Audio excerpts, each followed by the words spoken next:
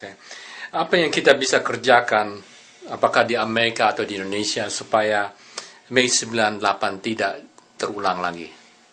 Mei 98 akan terulang lagi selama Biang Keladi ataupun petugas-petugas militer tidak diadili. Dan setelah diadili, salah ataupun benar itu kita serahkan kepada pengadilan. Dan bila mana terjadi kesalahan terhadap jenderal-jenderal yang terlibat dalam huru-hara Mei 98 ini, terserah Presiden untuk memberikan amnesti kepada mereka. Karena mereka adalah bagian negara Indonesia juga dalam menjalankan tugas. Cuman sayangnya mereka menyelewengkan, menyalahgunakan tugas mereka, dan tanggung jawab mereka dibawa ke tangan mereka sendiri.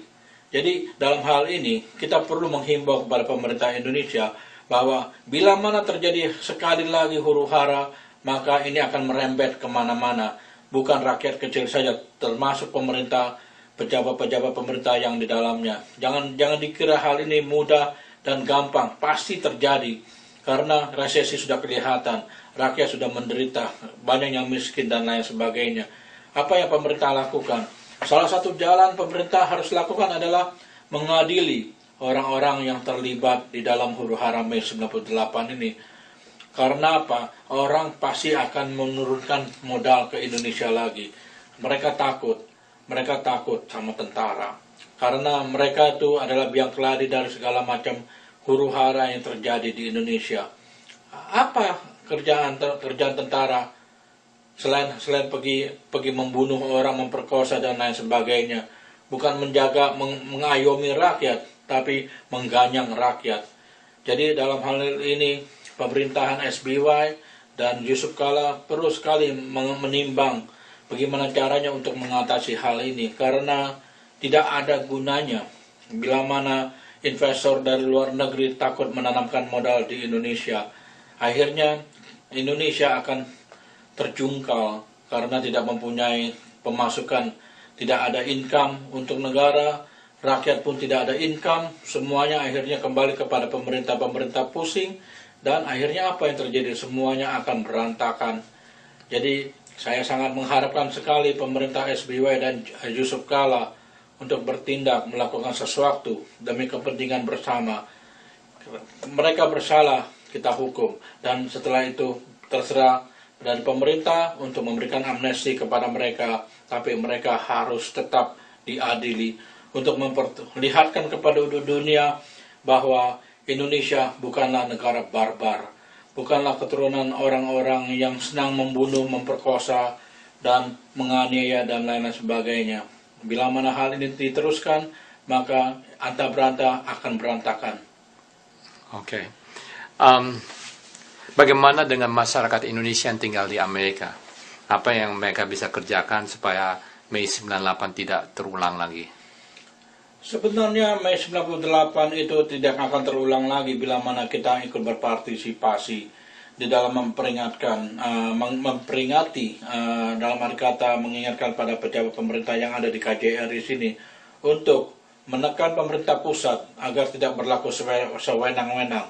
Sebab hal ini bila mana terjadi lagi, dikhawatirkan pejabat KJRI akan diserang.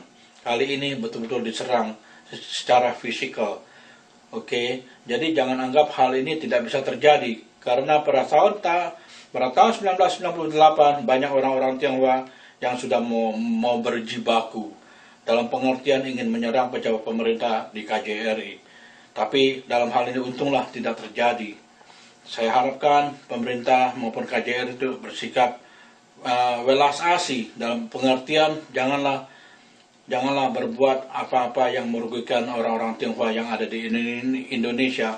Karena Tionghoa Indonesia adalah tetap orang-orang yang hidup di Indonesia. Dan walaupun terjadi pembunuhan terhadap Munir seperti salah satu aktivis HAM, dia pun adalah salah satu korban pembunuhan dari militer yang takut bahwa Munir akan berangkat ke Holland dengan tujuan untuk belajar, tapi dari pihak pemerintah militer takut bahwa Munir akan membongkar seluruh rahasia yang terjadi di Indonesia terhadap pelanggaran HAM.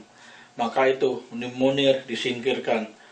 Jadi dalam hal ini Kita semua adalah manusia. Membunuh tetap harus dihukum karena itu salah. Menghakimi orang lain pun itu salah karena tidak boleh. Karena ada pengadilan yang harus menghakimi mereka. Jadi kita harapkan pemerintah untuk bertindak berhati-hati, terutama para petugas militer yang diberikan wewenang untuk melakukan tugas dan kewajibannya setiap hari. Oke. Terus ada kesan apa-apa yang message yang mau diberi ke pembaca Kabari? Sama siapa? Pembaca Kabari. Ada message apa, kesan-kesan apa yang Ben ingin kasih tahu? Sebenarnya bila mana ada teman-teman ingin mengajukan pendapat, usul, dan lain sebagainya, silakan saja memberikan kabar kepada Kabari, cara bagaimana agar majalah ini bisa menjadi salah satu majalah pelopor di Amerika Serikat, di samping majalah-majalah Indonesia yang lainnya. Jadi kita harapkan saja kabar ini bisa berbobot, karena jangan hanya untuk mencari bahan-bahan yang, maksud saya tuh kabar ini kalau bisa bervariasi sosial, politik, dan ekonomi. Jadi kita gabung jadi satu, kita kumpulkan aspirasi yang ada pada teman-teman yang ada di Amerika untuk memberikan kepada John W. aspirasi itu, dan bila mana aspirasi itu dirasakan sangat menguntungkan untuk semua warga negara Indonesia yang ada di Amerika ini, kan sama-sama menguntungkan juga. Jadi kita pun mengharapkan bahwa Kabari ini bisa lebih bersikap terbuka dalam hal politik, karena kita selama ini orang-orang Tionghoa Indonesia selalu selalu takut dengan politik, tidak usah ngomong politik. Waktu saya kecil, papa saya pun takut, mama saya pun takut bicara politik. Nggak usah ribut sama orang pribumi dan lain sebagainya, tidak usah gini dan begitu, begini dan begitu. Tapi dalam kenyataannya kalau kita mengambil, dan sebenarnya orang tua itu mengajarkan kita sangat baik sekali, tapi tidak pada tempatnya. Karena apa? Karena kita akan ditindas terus-terusan, dan kita tidak perlu berantem terus-terusan sama pribumi, tapi dalam arti kata kita mencari jalan solusi yang lebih baik lagi daripada baku hantam. Jadi majalah Kabar ini kita harapkan bisa memberikan suatu gambaran yang lebih luas lagi, dan kita bisa harapkan supaya semua rekan-rekan Indonesia yang ada di Amerika ini bisa ikut memberikan aspirasinya untuk melihat majalah Kabar ini berbobot. Jangan sampai majalah-majalah yang lain pun kalah dalam pengertian tuh memberikan bobotnya itu, supaya orang bisa belajar, bisa memberikan suatu pengertian yang lebih baik lagi. Karena kita hidup tidak untuk sehari, tapi untuk jangka waktu yang panjang. Jadi dalam hal ini, Kabari kita harapkan sebagai salah satu majalah yang ada di San Francisco, di Bay Area ini, bisa memberikan suatu gambaran yang lebih mantap lagi, agar kita bisa lebih maju lagi. Dan saya harapkan juga, saya menghimbau kepada teman-teman Tionghoa, jangan takut berpolitik. Berpolitik itu bermacam-macam caranya. Ada yang bermain melalui musik, melalui nyanyian, melalui puisi, sajak, dan lain sebagainya. Tapi yang penting, kita harus berani mengekspresikan diri kita bahwa huru hara Mei 98 itu tidak benar, kita katakan tidak benar.